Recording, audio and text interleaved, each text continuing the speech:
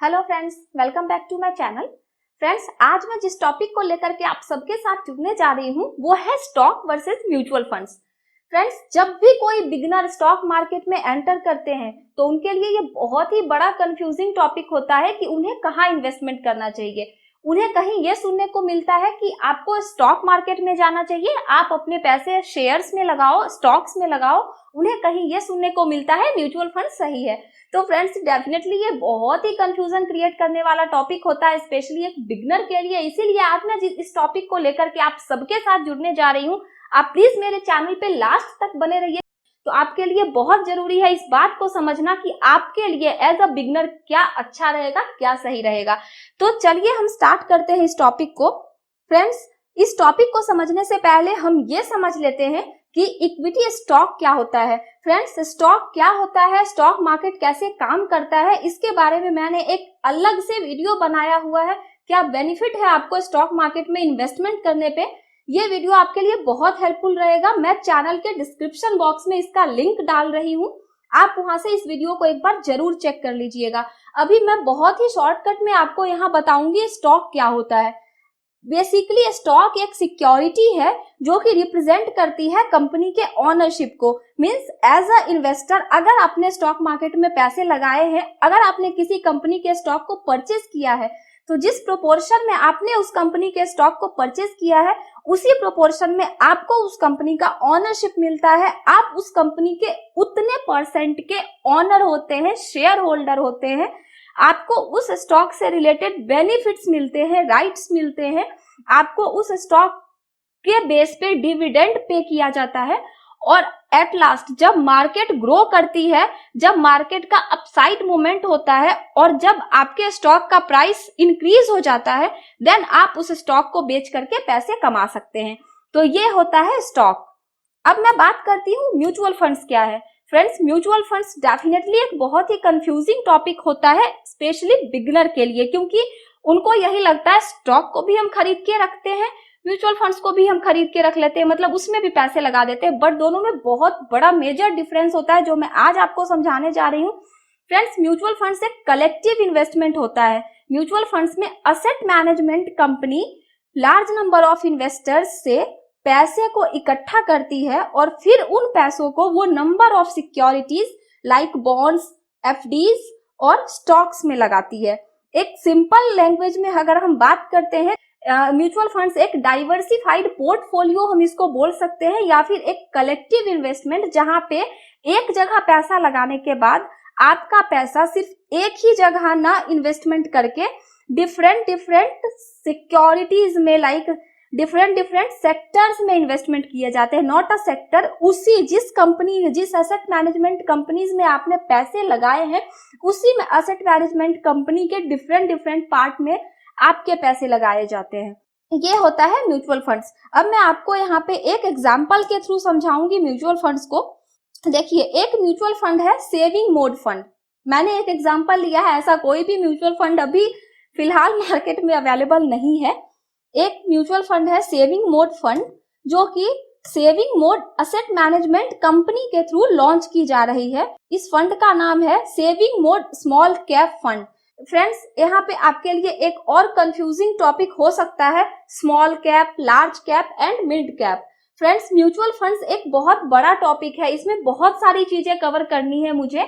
मैं डेफिनेटली इस पे अब एक अलग से वीडियो बनाऊंगी जिसमें मैं म्यूचुअल फंड्स के एक एक टॉपिक को कवर करूंगी।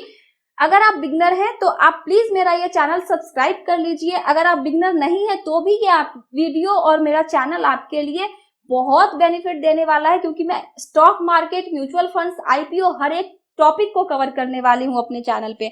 तो अभी मैं आपको एक सिंपल एग्जांपल से बताने जा रही हूँ कि ये जो saving mode small cap fund है, इस एएमसी कंपनी के थ्रू लॉन्च किया गया है, saving mode asset management company के थ्रू। ये कंपनी इन्वेस्टर्स से 200 करोड़ का पैसा इकट्ठा करती है। मतलब इन्वेस्टर्स इस पर्टिकुलर फंड में 200 करोड़ इन्वेस्टमेंट करते हैं। अगर ये small cap fund equity scheme है तो इसके ज्यादातर पैसे जो हैं वो इक्विटी मतलब के स्टॉक्स में लगाए जाएंगे। अगर ये डेट स्कीम है तो इसके ज्यादातर पैसे डेट यानी कि बॉन्ड्स में लगाए जाएंगे। तो फ्रेंड्स, म्यूचुअल फंड्स में भी डिफरेंट डिफरेंट टाइप के स्कीम्स अवेलेबल होते हैं, डेट स्कीम होता है, इक्विटी स्कीम होता है। मैं इन सारी चीजों पे भी एक सेपरेट वीडियो बनाऊंगी। तो अब मैं आपको एक एग्जांपल के थ्रू समझाती हूँ कि म्यूचुअल फंड्स में एज अ इन्वेस्टर अगर आप पैसे लगाते हैं तो आपको क्या बेनिफिट होता है। फ्रेंड्स, एज अ इन्वेस्टर आपने म्यूचुअल फंड्स में पैसा लगाया, जैसे आप स्टॉक खरीदते हैं तो आपको एक स्टॉक 2 स्टॉक मिलता है, वैसे म्यूचुअल फंड्स में आपको 1 यूनिट 2 यूनिट मिलता है। आपने saving mode small cap fund में इस फंड का आपने 100 यूनिट खरीदा है और 50 रुपीज पर यूनिट के अकॉर्डिंग आपने इसमें इन्वेस्ट किया है। अभी मार्केट में इसका यही प्राइस है फ्रेंड्स। तो आपने टोटल 5000 रुपीज का इन्वेस्टमेंट किया है। अब अगर इसका जो प्राइस है वो 70 रुपीज पर यूनिट हो जाता है, 5000 आपने इन्वेस्टमेंट किया था वो अब 7000 हो जाता है। तो इस तरीके से अगर आप म्यूचुअल फंड्स में पैसे लगाते हैं तो जब उस पर्टिकुलर यूनिट का प्राइस बढ़ता है, आपका प्रॉफिट बढ़ता है, आपका जो फंड है जो आपने उसमें इन्वेस्ट किया है वो ग्रो करता है। अब हम बात करते हैं कि स्टॉक और म्यूचुअल फंड्स कौन सा बेटर है एज अ इन्वेस्टर। अब हम आए हैं अपने मेन टॉपिक पे कि एज अ बिगनर हमें कहाँ इन्वेस्टमेंट करना चाहिए। फ्रेंड्स, स्टॉक मार्केट डेफिनेटली मैं कहूंगी कि आपको अच्छा बेनिफिट हो सकता है स्टॉक मार्केट से, लेकिन स्टॉक मार्केट में अच्छा बेनिफिट होने के लिए आपके पास बहुत सारी टेक्निकल नॉलेज होनी चाहिए। आपका जो रिसर्च है वो प्रॉपर होना चाहिए। आपको फंडामेंटल एनालिसिस, आपको टेक्निकल एनालिसिस, इन सारी चीजों की नॉलेज होनी चाहिए। अगर आपको इन सारी चीजों की नॉलेज नहीं है, आप एक बिगनर है, तो डेफिनेटली मैं कहूंगी कि म्यूचुअल फंड सही है एज कंपेयर टू स्टॉक आपके लिए, क्योंकि यहाँ पे आप जब प्रॉपर रिसर्च करके पैसे लगाते हैं तभी आपका पैसा ग्रो करता है। बट म्यूचुअल फंड्स में आप एक अच्छा म्यूचुअल फंड सिर्फ सेलेक्ट कर लेना होता है, उसके बाद आप अगर इसमें पैसे लगाते हैं तो म्यूचुअल फंड्स में फंड मैनेजर होते हैं जो आपके फंड को मैनेज करते हैं। जब आप इन फंड्स में पैसे लगाते हैं तो ये फंड्स फंड मैनेजर के थ्रू डिफरेंट सेक्टर्स में डाइवर्सिफाई किया जाता है। म्यूचुअल फंड में आपका जो ये पैसा है ये सिर्फ एक स्टॉक पे ना डिपेंड करके आपका बॉन्ड्स पे भी डिपेंड करता है, एफडीज पे भी डिपेंड करता है। तो डिफरेंट सेक्टर में आपके वो पैसे इन्वेस्ट किए जाते हैं।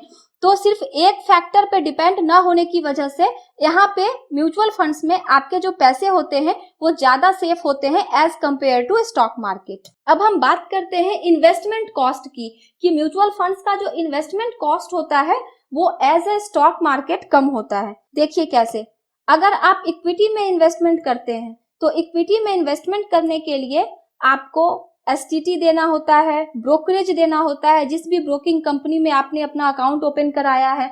कुछ कंपनीज ऐसी होती हैं जो आपसे अकाउंट ओपनिंग चार्ज भी लेती है, फिर आपको स्टैंप ड्यूटी पे करना होता है, एनुअल मेंटेनेंस चार्ज लगता है, आपका ट्रांजैक्शन चार्जेस आपको देने पड़ते हैं। तो ये सारे चार्जेस होते हैं जो आपको इक्विटी में पैसे लगाने के बाद ये चार्जेस आपको पे करने पड़ते हैं। अब एज अ बिगिनर डेफिनेटली आप इतना चार्ज पे करना नहीं चाहेंगे। अगर आप म्यूचुअल फंड्स में पैसे लगाते हैं, यहाँ पे आपका एक्सपेंस रेशियो जो है वो पे करना होता है, प्लस आपका एग्जिट लोड। तो बस ये 2 फैक्टर्स हैं जहां पे आपको एक्स्ट्रा अमाउंट इन्वेस्ट करना होता है। तो अब हम तीसरा देखते हैं इसमें कि डाइवर्सिफिकेशन इन नेचर होता है। अगर हम इक्विटी में इन्वेस्टमेंट करते हैं तो इक्विटी में वॉलेटिलिटी बहुत ज्यादा होती है। अगर मार्केट वॉलेटिलिटी की बात करते हैं तो स्टॉक मार्केट की वॉलेटिलिटी बहुत ऊपर नीचे अप्स एंड डाउन्स इसमें आते रहते हैं। लेकिन अगर हम म्यूचुअल फंड्स की बात करते हैं तो इसमें वॉलेटिलिटी कम होती है। वॉलेटिलिटी कम होने की वजह से यहाँ पे रिस्क फैक्टर भी कम होता है। जैसा कि मैंने आपको पहले भी बताया था, इक्विटी में आप एक टाइम पे एक ही स्टॉक में इन्वेस्टमेंट कर सकते हैं, लेकिन अगर आपने म्यूचुअल फंड्स इन्वेस्टमेंट किया है तो यहाँ पे आप number of stocks, FDs, bonds, आपके एक इन्वेस्टमेंट के बाद आपके ये पैसे एक ही जगह ना लग करके डिफरेंट जगह पे डाइवर्सिफाई होता है। तो इस वजह से ये डाइवर्सिफिकेशन इन नेचर हो जाता है। उसके बाद यहाँ पे रिस्क सिर्फ एक फैक्टर पे डिपेंड करता है, स्टॉक, जो स्टॉक आपने परचेज किया है उस स्टॉक से रिलेटेड जितने भी फैक्टर्स होते हैं उस पे आपका प्रॉफिट और लॉस डिपेंड करता है। लेकिन म्यूचुअल फंड्स में चूंकि आपके पैसे डिफरेंट जगह पे लगे होते हैं तो रिस्क जो होता है वो भी अलग अलग फैक्टर पे डिपेंड करता है। तो इसीलिए ये लेस रिस्की होता है एज कंपेयर टू स्टॉक्स।